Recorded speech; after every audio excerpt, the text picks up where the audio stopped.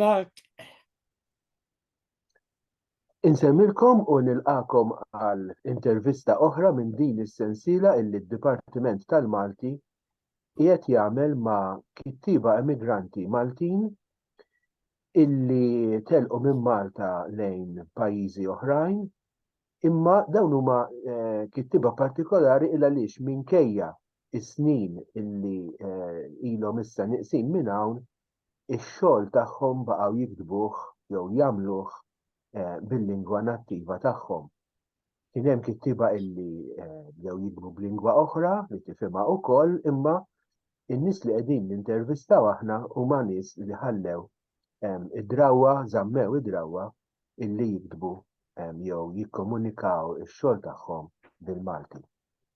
Illum miegħi għandi lil Viktor Vella, nixtieq qabel xejn nirringrazzjak Viktor talli aċċettajt illi tilqa din l-istedina illum 8 ta' Diċembru 23.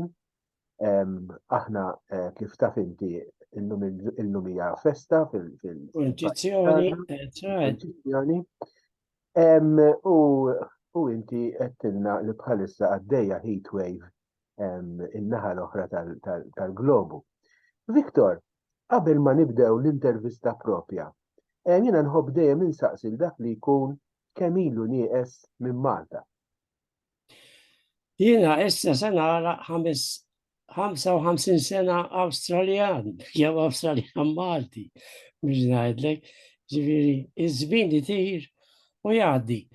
Iva, imma naħseb tal-aħħar snin kemm ilni hawn iżjed sirt involut jew u bil-lingwa Maltija.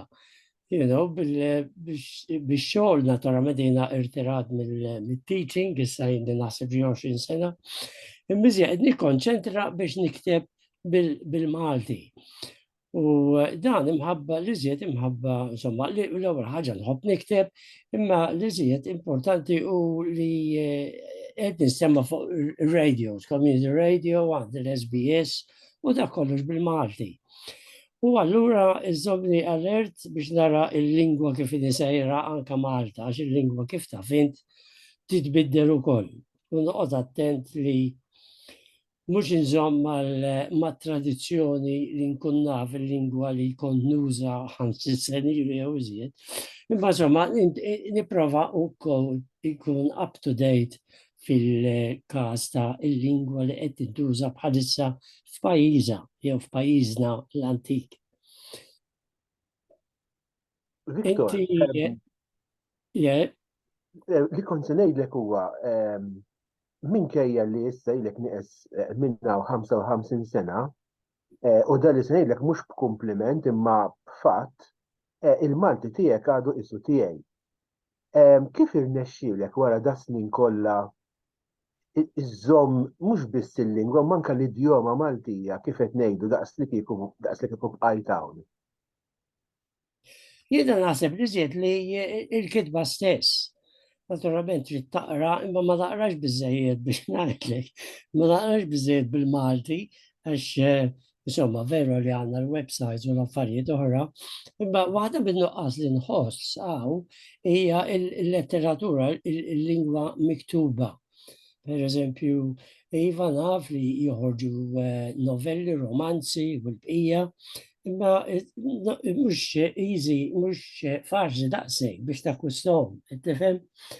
Imma l-iżjed li naħseb l-ikbar influenza li żammitni fuq dik il-linja li semmejt int hi l-kidba li nipprova dejjem li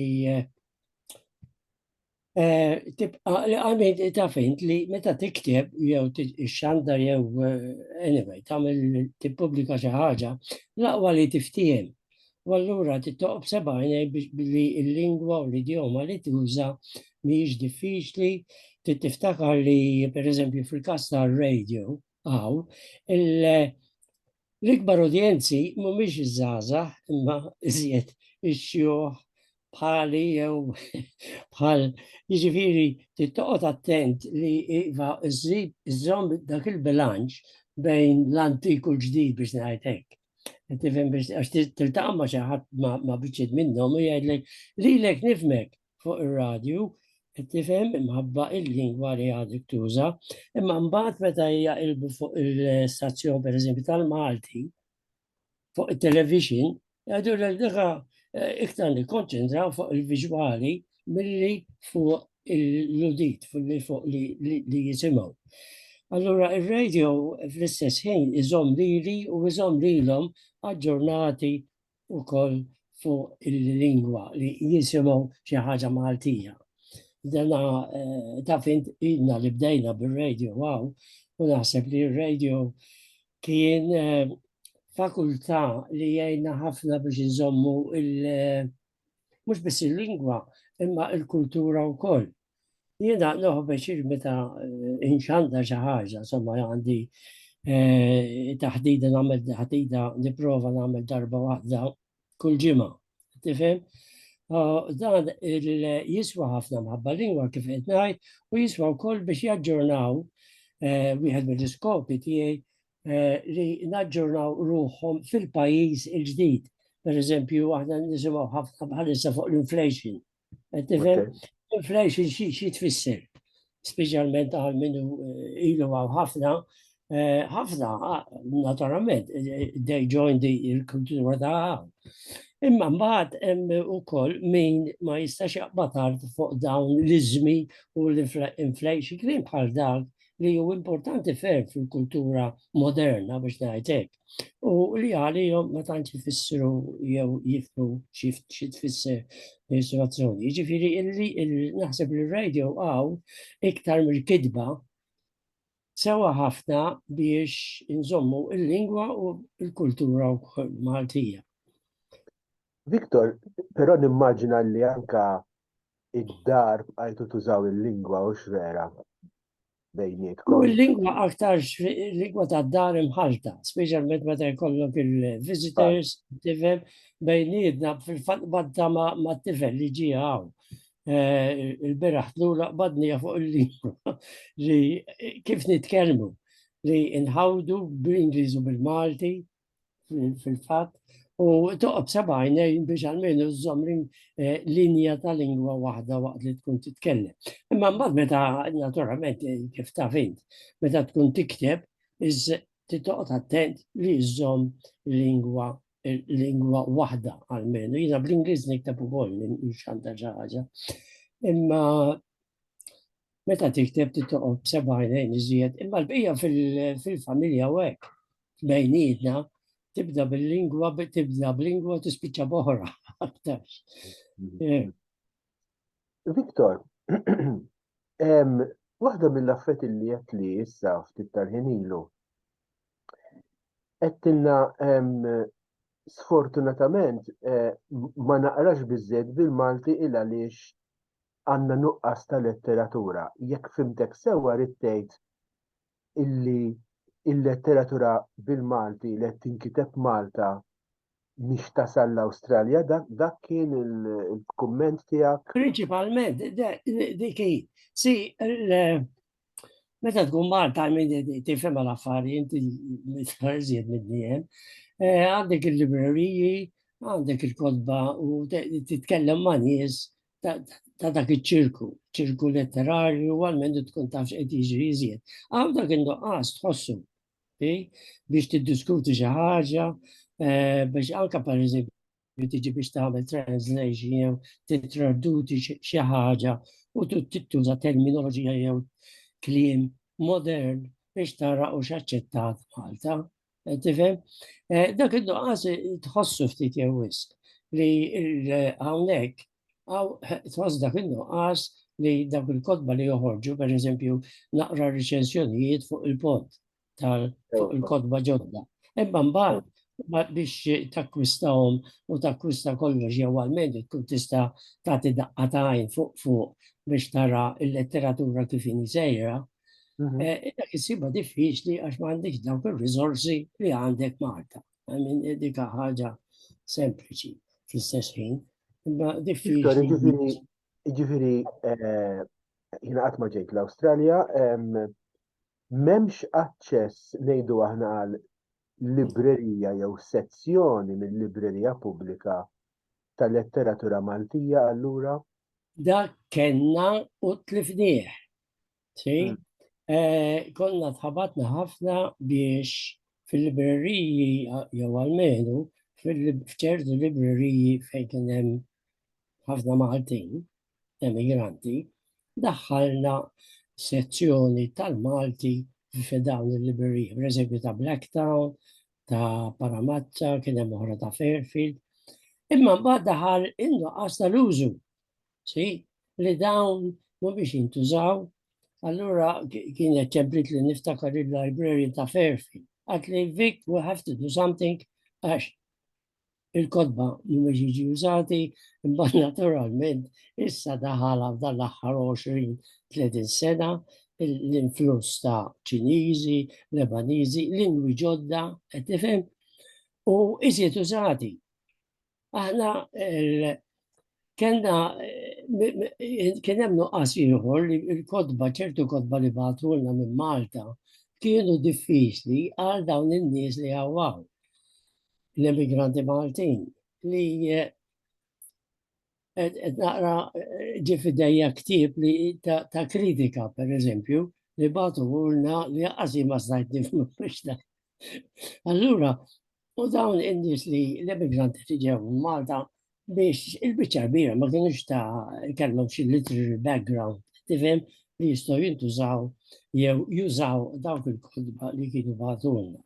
Jiena meta bdejt naqra, sorry, meta bdejt nagħlem il-Malti, kienu bagħtulna wkoll set ta' kodba li kienu diffiċli anke għal Maltin li jitkellmu normali, lingwa Maltija normali biex normalment.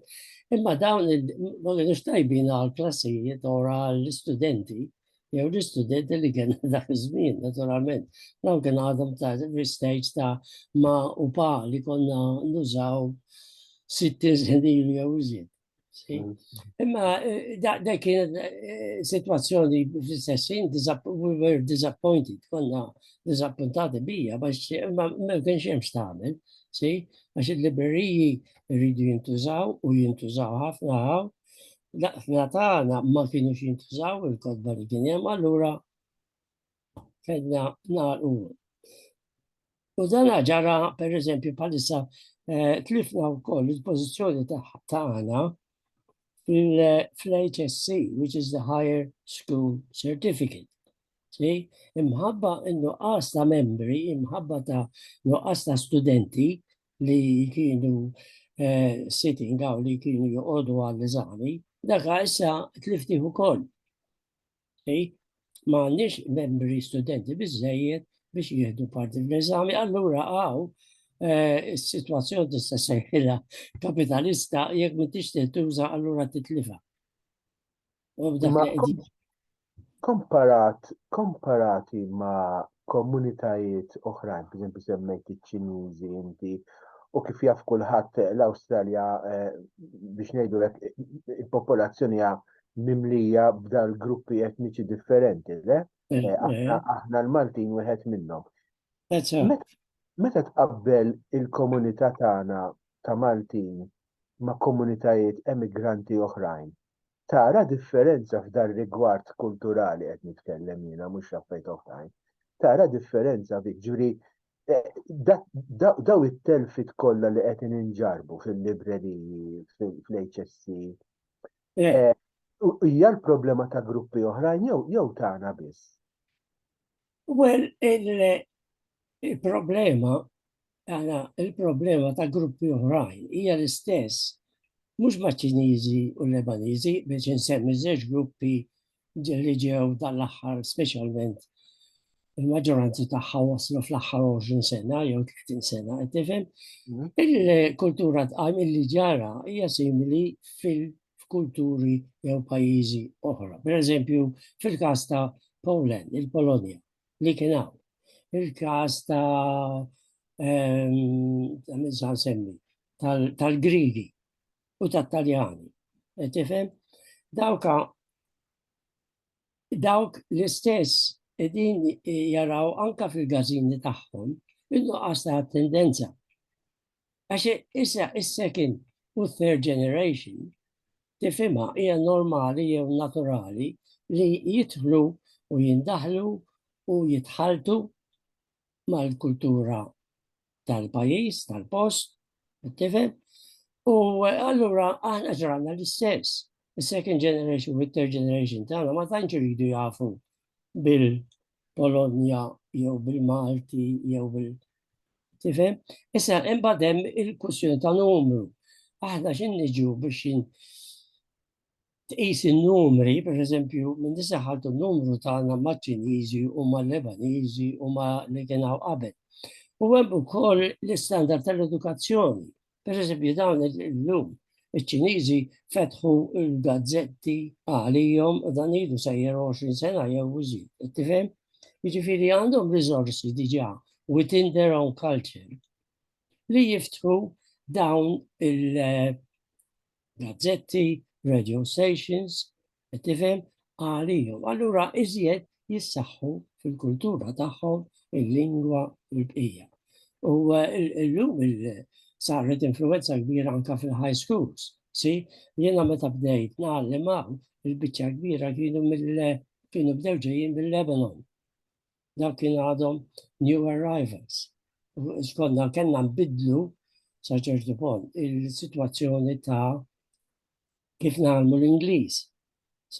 English as a second language. U dana imbagħad ġiet rivoluzzjoni fis-sistema tal-edukazzjoni u fl-eżamijiet. Imma dawn kellhom forza ikbar imħabba n-numru. Imbagħad bil-multiculturalizmu fil-50s, fil-60s, li żied is-saħħa kellhom forza ikbar minn tagħna għax hemm in-numri, hemm iżjed nies edukati, preparati biex jagħmlu, preparati wkoll li kellhom il-background, mill-ġenituri biex jitgħallmu.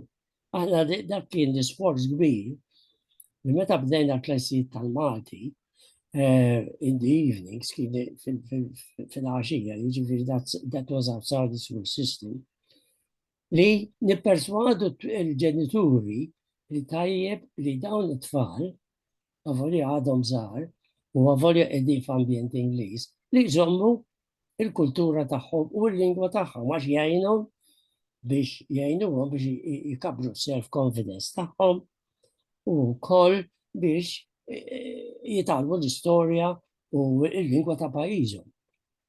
That was our main aim li indaħlu l-lingwa Maltija. Ġifieri kien hemm purpose importanti li jiena li żjed għalhekk tħalt fil-wankar fil-radio biex it's a sort of process of acculturation li tiegħek għandi xi ħaġa prezzjuża ipprova żomma għax jgħinek biex il-ħajja u fl-edukazzjoni ġenerali. U Il-pagament jiswa. U x'rispons kien hemm għal dan, Vik? Risposta min kien hemm ftit entużjażmu, ma nistax ngħid li kien hemm xi diluvju, imma kellna klassijiet u li jimxew li damu snin. Tifhem il-fatt li tħabatna u rnexxielna ndaħlu il-Malti f'żewġ jew tlieta primary schools, tifhem bħala suġġett li kien imur il-Malti sar parti mill-iskola minn dawk l-iskejjel. Imbagħad iżjed u iżjed meta daħal kif semmejt fil-HSC. Daka jiġifieri kien hemm pretty strong response biex il-Malti jibqa' sejjer u kellna l-istudenti, jiġifieri kien sar eżami, kien sar parti mis-suġġett mis-sillabu tal-New South Wales u ta' Melbourne u ta' stati oħrajn. Imbagħad il-Covid ta' ħarta wkoll, tifhem, għax kienna in-nuqqas ta' well ma noħux pjaċina, imma kienna in-nuqqas ta' teachers li kienu jafu l-lingwa sewwa, tifhem, bil-background tagħha u kollox, dak naħseb kien jinħass kollu kellu effett. Imma insomma, imbagħad dik id-daqqa ta' ħarta tal-COVID komplet, ta' morna l-ura mħabba fija, zid u zid. Viktor, importanza għasik kem kellek żmien meta tlaqt minn Malta inti? Mamma mia. Kelli xi 29 sena. 29. Qed insaqsik ħajlek għalfejn. Qabel tlaqt, ġil meta kont għadek hawnhekk, kont diġà involut fil-qasam kulturali? Fil-qasam kulturali. Għabid jena kont high school teacher, kont għadem St. Joseph, right? Bil-ewwel kont għadem il-primary school, mbagħad mort St. Joseph ta' raħal ġdid, mbagħad mort in-Naxxar, imma l-bqija konna inti qed tifhem fil-affarijiet kulturali, jiġifieri xi ħaġa tat-teatrin jew xi. Jew anka kidba. Jew kidba Malta ma tantx, kont involut ħafna fil-mellieħa kien Dummo sede bod alla jaffirlu kien beda l-gazzetta fil-60s, the early 60s, kien beda il-gazzetta tal-post il-mellieħa, right? U da konna grupp li kien hemm ġentif u skużi għalfejn nikbu. U konna, għetin konna niproduċu mux aħbarijiet biss darba fix-xahar, imma dak kienet parti importanti fil-ħajja kulturali tal-mellieħa. Imma jiena l-iktar kultura li ħadd minn Malta kien il-St. Michael's Training College, il-college ta' preparazzjoni għat teaching, li konna il-place ta' li konna niproduċi, jiena ngħid għalija l-sports ma tantx jaffettwani wis. Użid issa x'għandi si ma għandix naqbes. U kemm.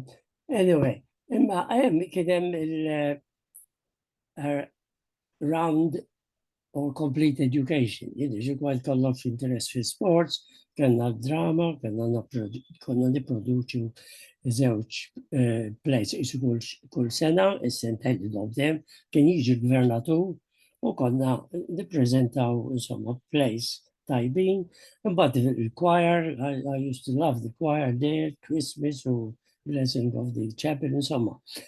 Ġifiri dak kienet, imma mbagħad minn hemm, dak kien inċentif tajba għalija li mbagħad il-mellieħa kondejt choir ukoll, kelli choir tal-ġiel u kelli il-choir tal-tfajliet u konna nikkombinaw kollox għal-miliet jew għal xi festa.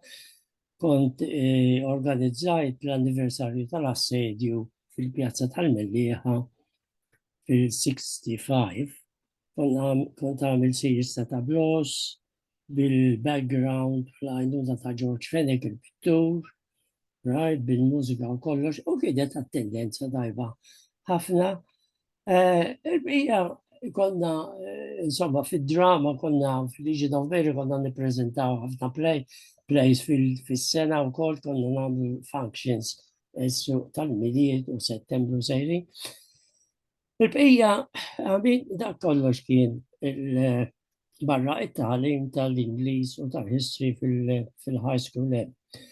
Imbagħad kelli barra kont nagħlem għall-ewwel kont nagħlem l-Ingliż u l-history, għamilt 10 snin fil-high school, nagħlem u imbagħad introduċejna il-klassijiet tal-English as a second language. Tfal li ma kienux li kienu għamilna dik kienet naqra battalja wkoll għax il-filosofija ta' dak iż-żmien kien u dawk jidraw u dawk mhumiex ma jitgħallmux Ingliż imħabba moħħhom they are slow u hekk. Skużi. Imma mbagħad bdejna nsibu li dawn in-nies huma intelligenti daqs right? Allura in-nuqqas kien il-lingwa. U imma dak kienet il-moviment naqra diffiċli, mhux għal Maltin biss, dan għal lingwi l-oħrajn ukoll jew l-immigranti l-oħrajn ukoll. Li bil-mod imbagħad daħħalna il-korsijiet jew klassijiet ta' English as a second language. li imma kien organizzat tajjeb kellna in-service courses fuq il-kultura, jien imbagħad għamilt 3 snin studjajt il-multiculturalism u linguistics li konna kien hawn partita teachers għamlu l-istess biex jidraw bħala jgħalmu dak is-suġġett. U mbagħad bdejna dak iż-żmien 90s, l-iżjed 80s, late 80s, bdejna nagħmlu wkoll affarijiet kulturali wkoll fl-iskejjel. Norganizzaw xi kont għamil niftakar Arthur Phillip High School konna għamilna Worldwide Week bil-dances multikulturali għamil dances etniċi u bil-parents, involving the parents u koll, kien ġifiri kien għaw ħafna li jissa da żmien jisu jien ma tantx naturalment issa li jena irtirat ma tantx għadhom isiru milli iżjed il-klassijiet naturalment għadhom sejrin u s-suġġetti aċċettati fil-HSC barra il-Malti. Ma soba dak iż-żmien kien hawn moviment iżjed qawwi li insomma jien kont naturalment involvut fih għax kont fl-iskejjel. Il-bija, imbagħad tajta għall-kitba meta bdejt nagħlem il-Malti, għall-ewwel bdejt nagħlem sorry, nagħlmu fuq l-istil li konna nużaw jew il-metodu li konna nużaw fl-antik il-grammatika u affarijiet li taf bihom. Imbagħad bdejt nara li dawn mhumiex naslu għal pezzu.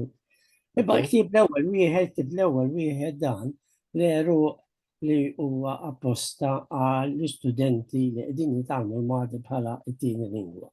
Dak l-ewwel wieħed veru imbagħad ħriġt il-weraq li naturalment iżjed avvanzat, il-weraq u il-ward li dan li wassal għall-HSC. Ward, weraq u ward. Li insomma, u dawn kienu użati anke Malta.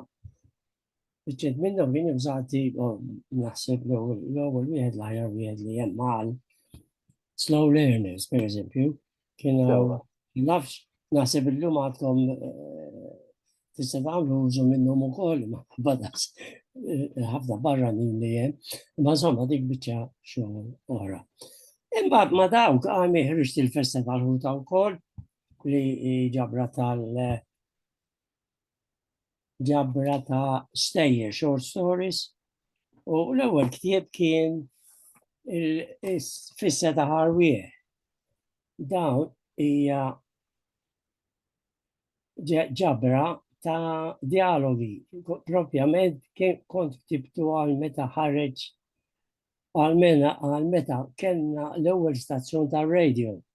Dan kien l-ewwel biex l-istess biex nagħti naqra background tal-kultura Maltija u tal-ġdida. Kienet taħlita sija. 50 dialogu ta' żewġ emigranti ta' Parsi, naturalment fit-Tizja, żewġ emigranti jitkellmu fuq dawn il-kultura, x'konna nagħmlu dak kien żmien u issa nħabtu rasna mal-ġdid. Imbagħad ħriġt ieħor ktieb ta' essays, ma nafx baqa' li minnu, b'xi naħseb 20 sena ilu, imma da' żmien qed nikkonċentra ħafna iżjed fuq radju. U allura ħriġt serje ta' diskorsi għamilthom fuq il-CDs. Issa bih tad-dinja 100 diskors, talk, short talks fuq issa bih li kont għamilthom fuq il-radio u mbagħad għamilthom fuq il-CD. U dawn da żmien kont fil-fatt ktibt il-Kumitat tal-Kodba Malta, il-Kumitat tal-Ktieb. Il-Kunsill Nazzjonali tal-Ktieb.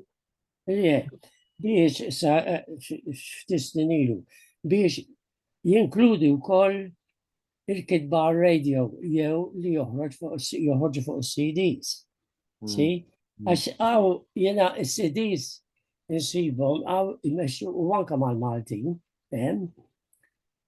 li s-CDs da torra inti semmejt traffiku qabel. U jensibu per eżempju, għalli doħob jisiru għadda bis-CDs fil-karozza u fil-maċin u noqgħod nisma'. Jiġifieri hemm ċertu skop ieħor li toħroġ xi ħaġa minflok il-qari aħna ma tax noħdu pjaċir il-qari, bil-qari mhux ħobi tagħna ħafna, għax aħna noħdu pjaċir pat-Taljani, noħdu pjaċir impaxxu. Si, għandna l-ajru jagħtik li toħroġ mhux toqgħod id-dar bħal Russja, għalhekk jaqraw ħafna r-Russi u l-Ingliżi. Għax l-ajru ma jippermettix, imma nipreferixxu impaxxu u nisimgħu. Naħseb il-radju wkoll għandu skop importanti. U imma somma ir-risposta kienet jew xejn jew we don't change anything li tistennija. Imma naħseb li is-smieħ, is-CDs jistgħu jilagħbu parti ikbar fil-anka eb stess, Malta stess. Aħu jgħodu pjaċir jisimgħu iżjed ukoll. U għandi imbagħad ħriġt monologi di, 11 monologu li tajbin għal park ukoll. Ma ħriġthom biss fuq is-CDs. Għax mhux għax orħos jiena issa drajt bil-radio. U insomma mbagħad għamilt jiena nħobb is-serje, ħriġt kont għamilt serje fuq l-iżmi ukoll, u ħriġthom fuq is-CDs. Per eżempju, xi tfisser nazzjonaliżmu, liberalizmu u dawk il-kliem li nużawhom ħafna u ħafna ma jafux eżatt xi jfissru. Ġifieri l-iżjed biex jesploraw daw. Insomma, dik is-sistema tiegħi hawn u ir-radio, il-kitba inħobba għax it keeps you up to date u għalhekk, ċux hekk. Minn moħħok iżjed. Victor, La tibda naħseb, once you are a teacher, you always a teacher. kont se ngħidilek imma tħanħallik titkellem. Kont se ngħidilek. Victor, imma għax qed nara illi il-volum ta' xogħol letterarju tiegħek huwa kbir ħafna.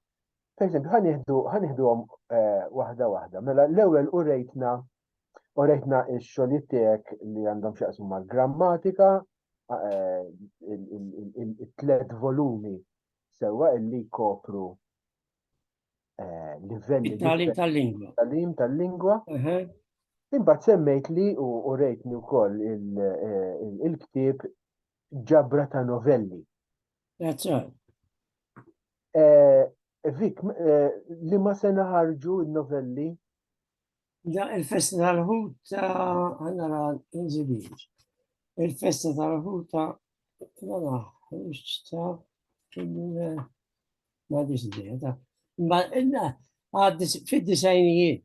Fid-disajnijiet. Issa, il-novelli li ma temi xtaqt tattakka fiha? Per eżempju, għandi il-festa tal-ħuta. Sewa. Jib jizbur festa tal-ħuta, imma l-essej u jew l-aqwa storja, l-aqwa novella, naħseb li tiġbor hija il-festa tal-ħuta stess. Sewa. Issa, il-festa tal-ħuta hija sempliċi għamin biex naqtaf l-qasi, ngħidlek dana kien hemm sajjiet, qabad ħuta kbira, ma kienx jaf x'inhi, xi kwalità ta' ħut, u għaddaba far biex tibqa' ħajja u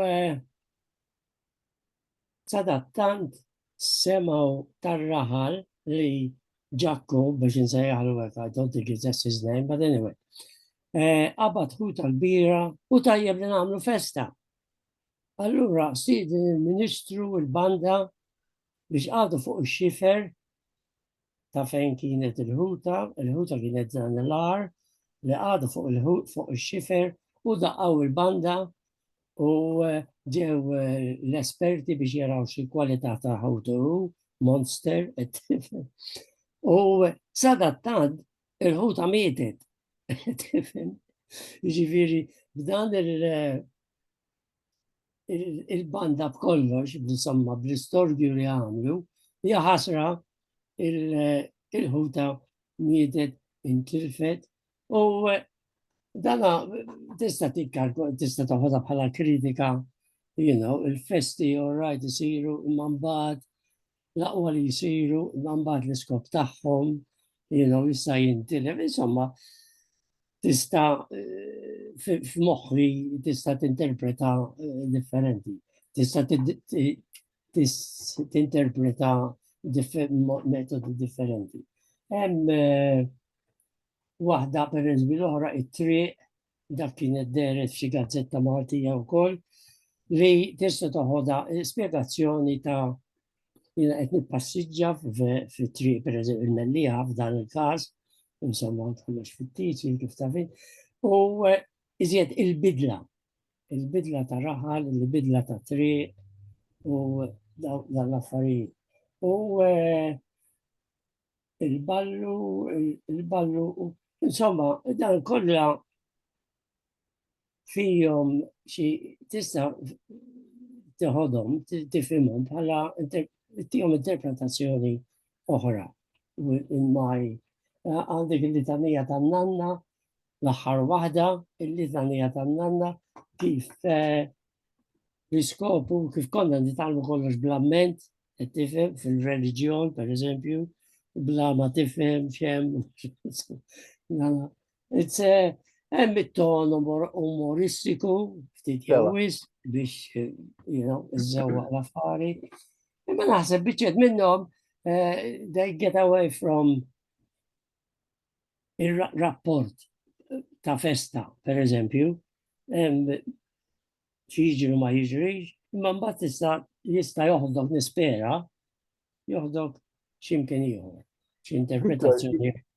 Jiġifieri f'din il-ġabra ta' novelli, il-karattri u l-ambjent huma Maltin jew il-biċċa dawna hemm xi tnejn, pereżempju l-ballu jiġi wieħed Monsignor minn Malta, qed tifhem? U mar il-ballu, stednu għal-ballu għaw u sort of hemm il-clash tal-cultures. Sewa. Daka tista' toħodha bħala tema, is-suġġett ta' wara l-kwinti biex ngħidlek. That's ma biċċa kbira, naqra minn Estra, that's very Maltese, l-għaġla tal-fira, il-biċċa kbira minnhom kif għattint fuq il-background jew karattri Maltin. Ok. Imbagħad semmejtilna wkoll Vik ktieb illi fihem dak li inti sejjaħtilhom dialogi fis-seta tarwieħ, fis-seta tarwieħ. Fis-seta tarwieħ, L-istess mistoqsija se nistaqsik, daw id-dialogi hemm xi konnessjoni partikolari ma' Malta, mal-Maltin tal-Awstralja jew mal-Maltin ta' Malta, ejdilna xi ħaġa dwarhom. L-idea prinċipali ta' dawn id-dialogu, l-ewwel ħaġa dik kienet għal meta ħareġ ir-radio, u għad preparajtu, ma ġewx aċċettati. Għax biċċiet minnhom, per eżempju, użajt xi kliem raħli. Sewa. Ftit. Kien per eżempju pirmli, mhux pilloli, just very, very few biex inti kullu ta' dawn tal-karattri. So, u ma ġewx aċċettati għax kien hemm min kien in charge l-aħħar minn dak iż-żmien għandi kont kien bid-taslima, allura ma rridx All right. Ma żomma tifhimha but l-iskop tagħhom kien li nagħlem, so again, l-istess kelma. Tant idea li dawn in-nies immigranti, kont nara emigranti Maltin li konna niltaqgħu iżjed dak iż-żmien li ma jistgħux jidraw, kellhom ħafna diffikultajiet, lingwa u jitħaltu ma' nies. Skużi, jitħaltu ma' nies li jitkellmu pereżempju Taljani jew Pollakki jew Grigi, jafu ħafna fuq l-istorja u l-kultura tagħhom, si? U aħna ħafna minn tagħna kienu neqsin minn dawk l-affarijiet li tistennihom li jissapportjaw lilek bħala bniedem il-pedament tal-ħajja tiegħek, dik il-kultura, si? U l-iskop prinċipali kien li noħroġ ftit storja, ftit kultura in ġenerali, x'konna nagħmlu ma nagħmlux, tifhem ir-reliġjon, u imbagħad inħallata ma x'aħna nsibu hawn. Si? Ma qegħdin nagħmlu niġu wiċċ imbiċċ mal-kultura tal-pajjiż tal-Awstralja. Per-eżempju tal-bogħod, kollox kulħadd kien jibża mill-bogħod. Itmur Melbourne, mamma mija, ma jispiċċa qatt, jistaġbu bik għax mort Melbourne. Dak iż-żmien iżjed u iżjed għax illum drajna bl-aeroplan u naraw iżjed fuq television. Ma dak iż-żmien kien iżjed mamma l-ispazju kien tal-biża'. Tifhem? U allura u ġej minn Malta tifhimha int għax konna ngħidu she is my neighbor. Imma pereżempju tisma' wieħed li joqgħod fil-kampanja għandi kuġina toqgħod Orange li għandek sa'tejn jew iżjed biex tasal hemm. Allura għandha neighbor sikwit niltaqgħu, imma biex tmur għandha xi 5 mili għax għandha so many acres. Ġifi Malta l-idea tan-neighbor tafin. Insomma, dawk l-affarijiet li jipprovajt li jinnoħorġuhom fid-dialogu, fid-diskussjoni ta' bejnietom. Mhux filosofija, tifhem, I kept żammejta sempliċi kemm jista' jkun biex jiftiem u forsi tgħallem. Anke mbagħad iddaħħal naqra storja, si, kontilu ġieru jew affarijiet oħra. Li naħseb ġeneralment konna neqsin minnhom, minn dik il-background li tistennija minn, you know. That was dik l-iskop prinċipali. Semmejtilna wkoll, Vik, ktib ta' essays. X'iddiskutejt f'dawn l-essays? Għannara, skużani. Nifmet. It's important, we have... Ħanamel post. All right. Okay, dan hu del tal-valuta. Okay. Jismu. U l-essess, jo per għansemmi ftit suġġetti li l-istorja dawn essays mhux stejjer, tifhem? U jittrattaw suġġetti, per eżempju, il-tajt suġġett tajt Jamie Xadini, tifhem? Li kienet involved dak iż-żmien, u something has to give, meta siver, bad iddaħħal l-immigrazzjoni, taħlita tal-kultura, kif fl-art le. Il-kuxjenza, dal-lesel li joħor, il-kuxjenza u il-konoscenza. Dak esel li joħor, that was very interesting u inqala ħafna diskussjonijiet meta niltaqgħu konna dak iż-żmien iżjed fuq il-kuxjenza u l-konoscenza. Imbagħad hemm il-lemin u x-xelluk, the right and the left in politics, qed tifhem xi jfissru. Għandi wieħed fuq l-iżmi ta' kont għamil sensiela fuq ir-radju, għamil semmejta diġà. Il-mużika u l-imħabba, vera li d-dinja qiegħda tisħol, climate change, qed tifhem, naqra to bring people up to date. Għandi waħda dawra miegħi nnifsi, to understand yourself and know about yourself, your history, culture, kif jgħinu. L-ewwel wieħed fil-fatt hu l-entużjażmu, u mqassam dan il-ktieb imqassam kemm għandi. 4 jew 5. L-ewwel taqsima aħna kif aħna. So it's concentrating about aħna bħala Maltin. Okay. Imbagħad hemm filosofija u xjenza, sezzjoni oħra. Filosofija u xjenza hemm pereżempju l-ispazju kif semmejt diġà, kif issir filosofu, se ieħor, u sezzjoni oħra hija l-arti. Pereżempju kif issir awtur. Dawn jiena lanċjajt dawn il-kodba kont għamilt insomma bħal festin żgħir biex iġib xi ħadd ipaċpaċ nara fuqhom u mbagħad titkellem int. Imma għal ħafna minnhom kif qaluli, that was an interesting and new experience. Esperjenzi ġodda.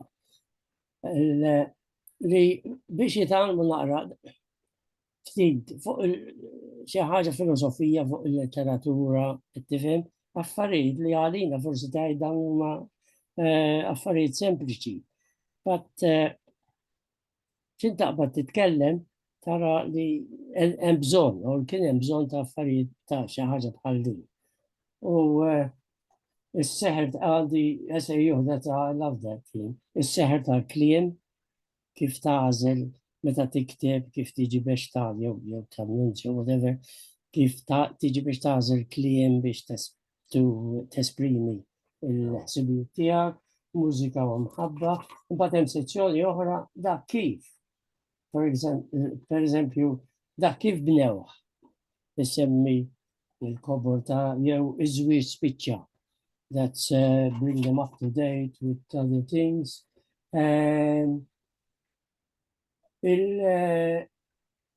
Malta, Malta, dak kif Malta s-sajf u għawn ix-xitwa. To bring it down to u il-ħin differenzi. Bad għandek il-sezzjoni speċjali fuq aħna bħala Maltin.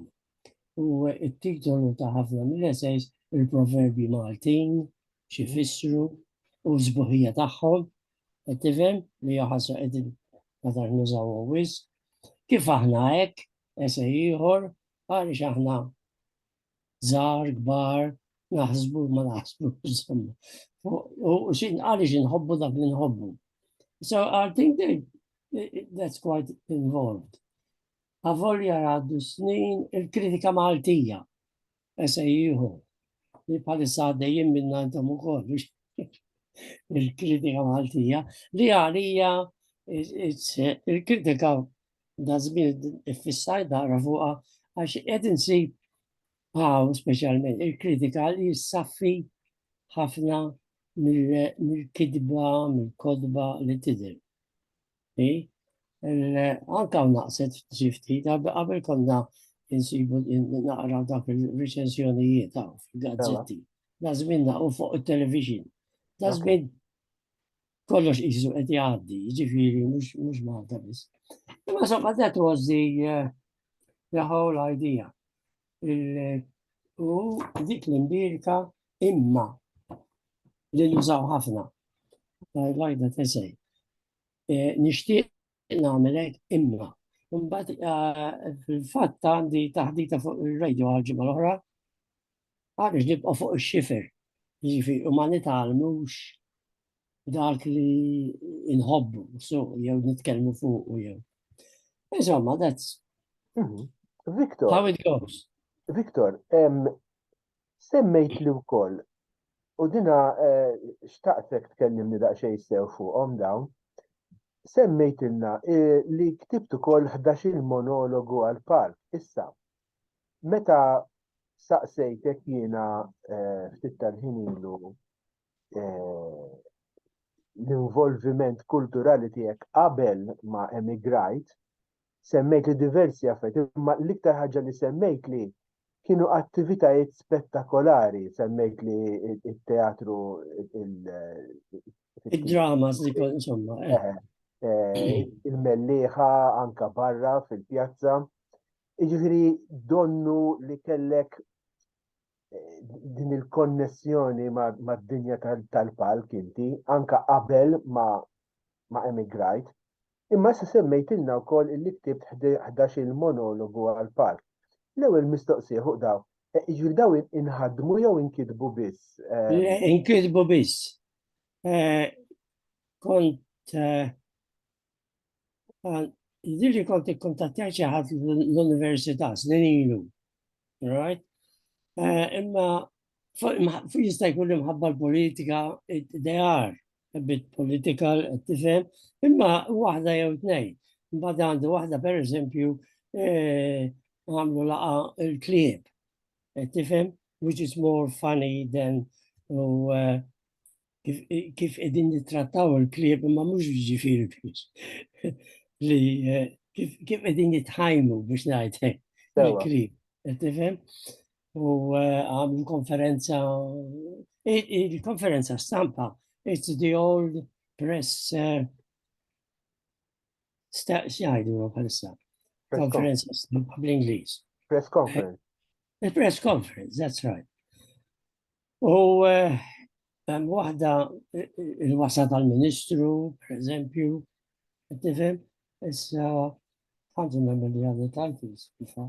Anyway, Lele għatma il-monologi għawnek kienu importanti popolari ħafna għaw, kena wieħed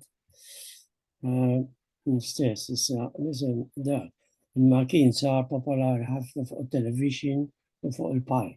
U kien, he was very, very smart. Dr. Peterson, kien, ma dak kien nisem tal-park tiegħu ta' fuq il-park. But he was very popular. U insomma, but I mean, dażmin jena blaqwa anka poeziji, għandu ktibt, noħroġ ktib ieħor, but I'm not that interested at my age. Għandi xi 50 oħra poeziji, ġiri joħroġ ħaġa fuq il-pont, li bgħadlu ġi waħda. Laqwa li nikteb. Anyway.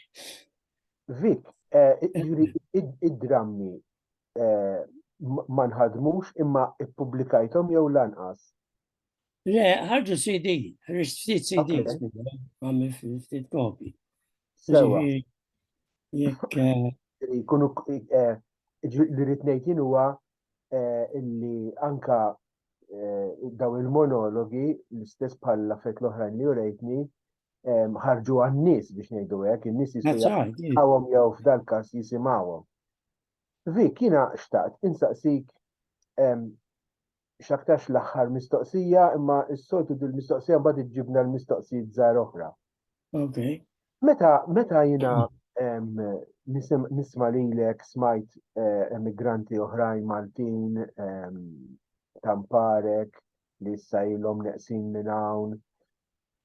Il-mistoqsija tiġini kważi awtomatika. Hija mistoqsija biex ngħidu hekk, hija mistoqsija ta' avukat tax-xitan li se Very good. Fil-bidu tal-intervista inti urejt element ta' diżappunt illi speċi isma' għaw nuqqas ta' interess forsi anka minħabba u dija naturali ħafna illi l-ġenerazzjoni t-tieni, t-tielet ġenerazzjoni m'għandhomx dik ir-rabta bħalma baqalkom intom lex intom tlaqtu minn hawn. Mentri l-oħrajn twiltu hemm u vera u tħaltu forsi anka mhux ma' Maltin u x'nafien. Il-mistoqsija tiegħi bħala avukat tax-xitan. Għalfejn allura bqajt tikteb bil-Malti u ma qlibx ngħidu aħna l-Ingliż. Ma taħsibx li bl-Ingliż kont tagħmel suċċessi kbar forsi? Dak punt li jħawadni anka lili, bl-Ingliż. No, pieċir nikteb ukoll, insomma pubblikajt xi artiklu l-ewwel Times ta' Malta. I love it. Biss, hemm id-differenza xi nibda nikteb l-Ingliż, is li qed nikteb essay għall-eżami. See?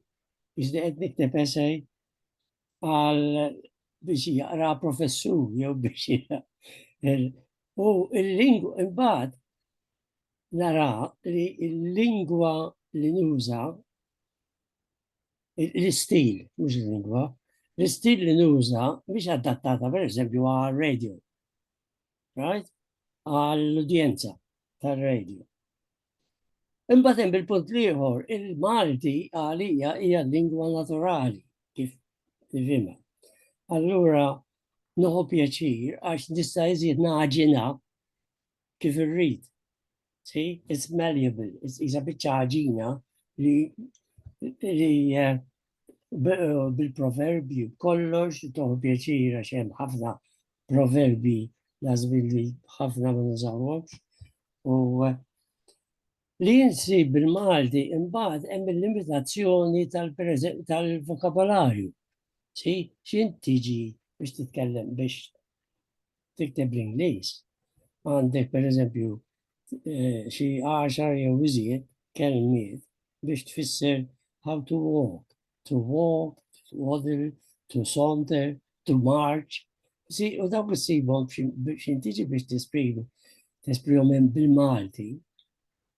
Għavolja tħossom bl-Ingliż, imma x'int tiġi biex tesprihom bil-Malti sibha diffiċli għax jew taqleb għall-Ingliż jew tiffinta xi kelma li ma tifhimx aktar.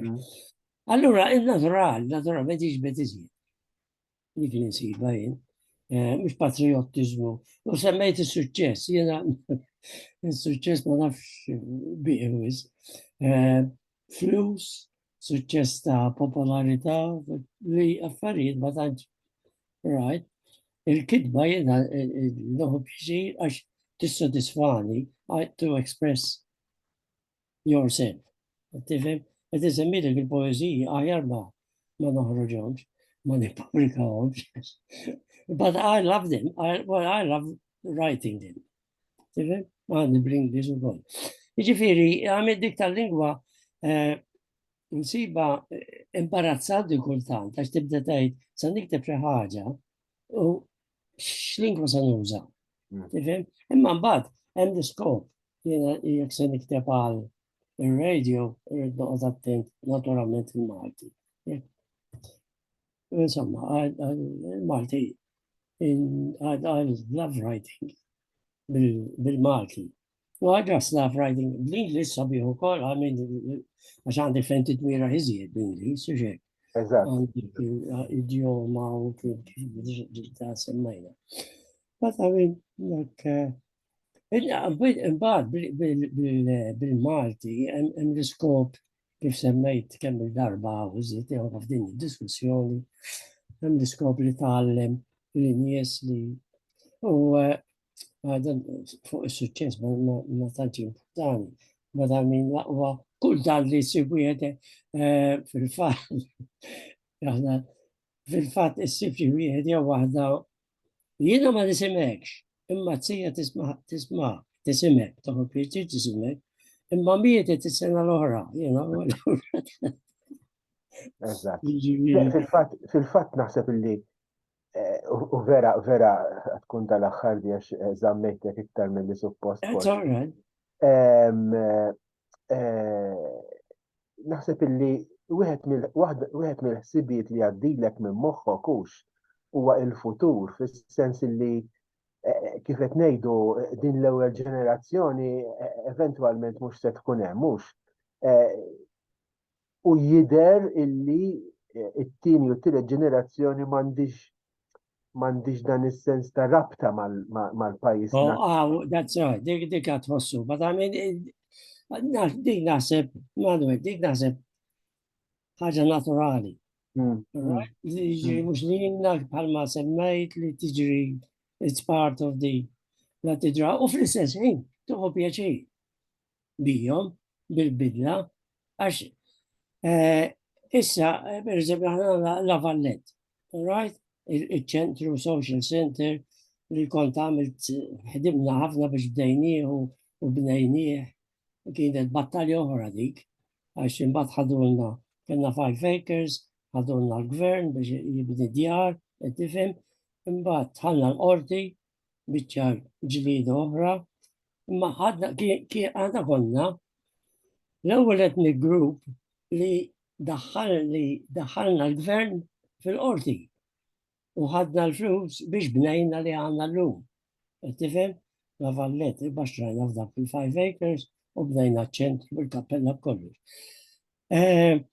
U dak iż-żmien, issa I'm going to the 60 meta wasalt, Father Paul Berrin, ħadem ħafna hemm, u fl-80s, jiġifieri, li dak iż-żmien kien il-qofor u ċ-ċentru tal-Maltin, jew wieħed minnhom. Allora kienu jiġu joħdu pjaċir u jistrieħu biex jiltaqgħu, għax il-bota kif semmej huwa importanti, mhux bħal Malta.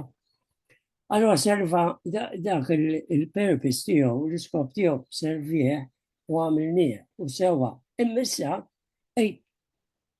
diffiċli biex issib anke membri li jiġu, anke għal-laqa ġenerali. Tifhem? Issa, kollha second generation u third generation. U biċċiet bħali, issa morru fil-klabs il-kbar. Tal-RSL, tifhem, u jitħaltu mal-oħrajn, u ġiet xtaqbad tagħmel.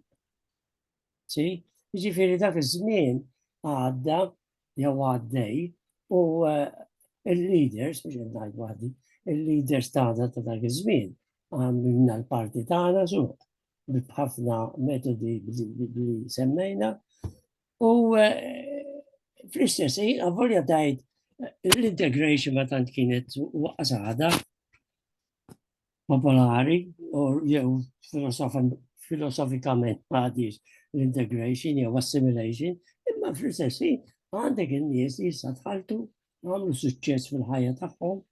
Right? Għandna minn kollox, għandna tobba, għandna ħaddiema, għandna businessmen li jagħtik li tgħid good luck to them. U l-kultura ta' Malta, I don't know. Dika ħaġa naturali li I think you can only accept tgħid jien għamil istajt u fl-istess ħin tgħid forsi għamil suċċess żejjed għax integrajt u jew intom biex integraw. It's a bit philosophical question, very interesting, but I think it's part of nature. Il-natura tal-migrazzjoni. Vik, jina nirringrazzjak ħafna ta' dan il-ħin anka illa li naturalment ħabba differenza bejnietna il-ħin tiegħek huwa fil-għaxija.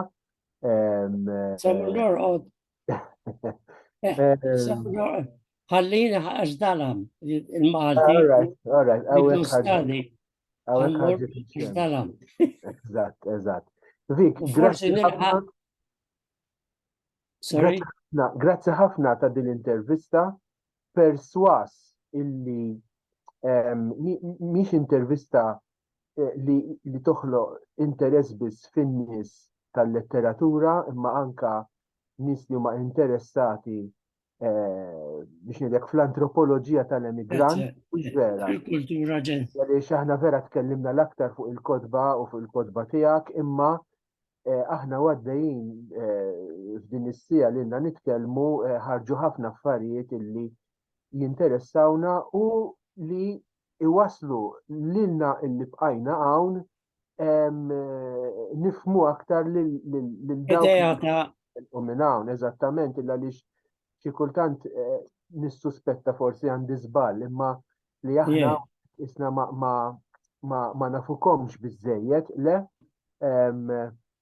m'għandniex kuntatt biżżejjed biex verament nidħlu fl-istorja tagħkom. Viktor, grazzi mill-ġdid u nixtieqlek kull suċċess fix-xogħol li għadek tagħmel għax anke jekk qedtilna lil poeżiji ma tixtieqx tippubblikhom imma x-xogħol għadu għaddej, Viktor.